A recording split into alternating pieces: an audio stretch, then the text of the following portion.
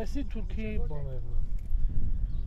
բլինդաժներն են, լրիվ այս են շարված։ Սահմանամերձ թե սահմանապահ գյուղեր այս երկու հասկացություններն ըստ Տավուշի մարզի սահմանին առավել մոտ գյուղերի բնակիչների անհրաժեշտ է տարբերակել ու ամրագրել օրենքով։ Չինարի, Չորաթան, Այգեպար, Մովսես, Ներքին, Կարմիր աղբյուր գյուղերը շատ մոտ են թշնամու դիրքերին։ Նման գյուղերի բնակիչներին Հայաստանում շատերը հերոսներ են անվանում, եւ թերևս կրկնակի հերոսություն է, երբ իշխանության ներկայացուցիչների հանդիպելիս նրանք ոչ թե տրտնջում են թշնամու սանձարձակ պահվածքից, այլ աշխատատեղեր ունենալու խնդիրն են բարձրացնում։ Հիմա մի կարևոր բան է, ասենք, որ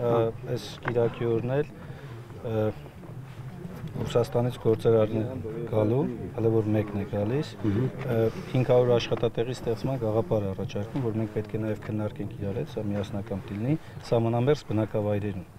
տրիկոտաժի արտադրություն, որը կարծում եմ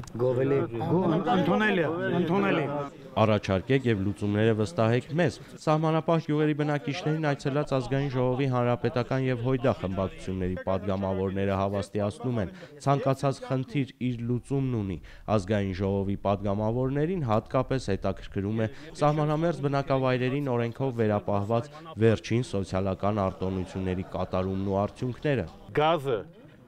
իրականում, ոչ թե գրած, իրականում հունվար ամսով ժողովրդի ծախսերը քանի տոկոսով աթեթևացրել։ Շատ քիչ։ 5,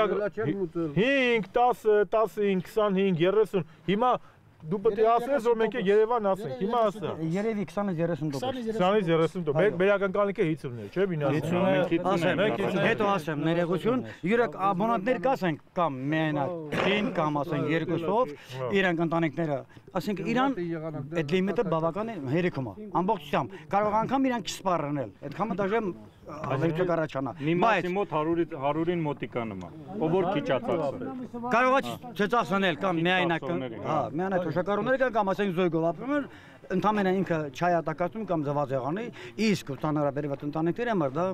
Միջև ազգային ժողովի փոխնախագահը խոստացավ հարցը բարձրացնել ազգային ժողովում։ Սահմանապահ գյուղերի բնակիչները գոհ են հողի հարկի ոռոգման ջրի արտոնություններից, եւս մեկ առաջարկ սահմանապահ քաղաքացիականներից, կապված բնակավայրերի անվտանգության հետ։ Ազգային ժողովի փոխնախագահն ու падգամավորական խումբը խոստացան չանտեսել։ Մեր պայմանագրային զինծառայողներ աշխատավարձը ելնելով ինչ-որ 1110 դրամով չի կարող։ 110,000, հա։ Հա, դե մոտորապես երբ միջի թիվը այդպես է գազում։ Ասենք ես են հանում, անում ոնոման մի 100 կամ 50 քան հազար։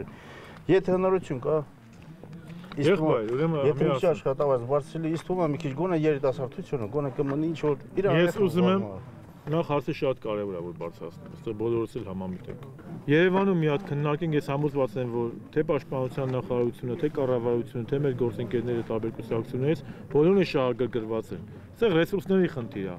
Պատգամավորական խումբն այցելեց նաև բոլորովին վերջերս հայրենիքի սահմանը պաշտպանելի զոհված Արման Մուդումյանի ընտանիքին, դիրքերում հերթապահող ու զորամասի զինծառայողներին։ Հատուկ ազգային ժողովի նախագահի հրամանով անվանական ժամացույցներով պարգևատրվեցին Չորաթանի եւ Չինարիի գյուղապետերն ու Տավուշի մարզի հոսպիտալի պետ բժիշկ Էդուարդ Գրիգորյանը։ Վիրավոր զինվորի կյանքը ծանր վիրահատությամբ փրկելու ու հայրենիքին մատուցած ծառայության համար։ Վահե Կոստանդյան, Հակոբ Թումանյան, Առաջին ալիք։